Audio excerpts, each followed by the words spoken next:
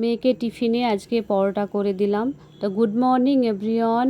এখনোই সকাল 6টা মতো বাজে আর আমি উঠে পড়েছি মেয়ের টিফিন তৈরি করার জন্য। তো কালকে রাতেই মেয়ে বলেছিল মা কালকে টিফিনে পরোটা দিও, তো সেই জন্য পরোটা তৈরি করছি দেখো। আর এক একদিন এক এক রকম এমনিতেই নিয়ে যায় আর ভাত খেয়ে যায়, তো বলেছে যখন সেজন্যই তৈরি করে দিচ্ছি, নাহলে আমি লুচি পরোটা এসবই দিই আর কি। তো দেখো এখন আমি ওই বেশি পরোটা করব না, দুটো মতো করব, শুধু ওর জন্য করব আর কি। আর আমি কিন্তু পরোটাতে বাটার দিই না জানো তো, আমি ঘি দিয়ে একটু করি আর কি। তো দেখো আমার প্রায় পরোটা হয়ে গেছে।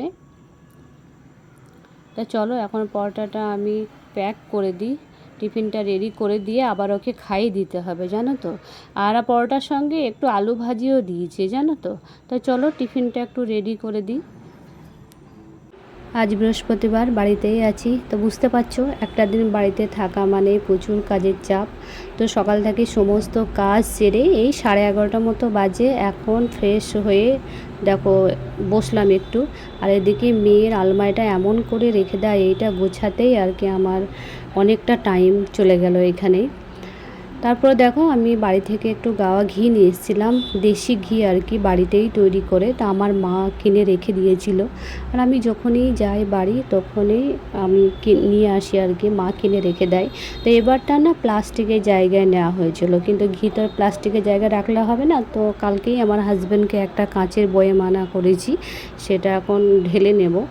আর কাঁচের বয়মে থাকলেই আর কি ভালো থাকে ঘিটা। আর যখনই আমি বাড়ি যাই তখনই নিয়ে আসি, খুবই ভালো ঘি এবং খুব সুন্দর সেন্ট, ঘরের তৈরি করা বুঝতেই পারছো।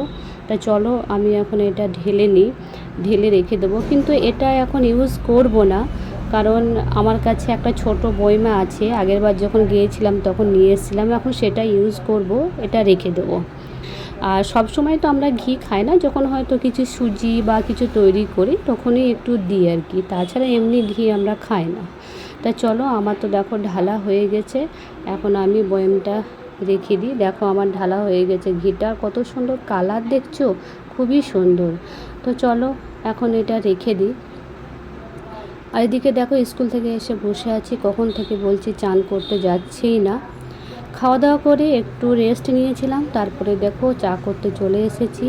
তো এদিকে হাজব্যান্ড আর আমার জন্য চা বসিয়েছি।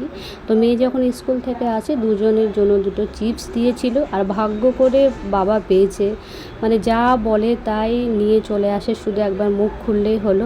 তো এদিকে দেখো আমার চা হয়ে গেছে দুজনের। তাই চলো আমরা এখন চাটা খেয়ে নিই, আবার পরে দেখা হবে, ভালো থেকো, বাই।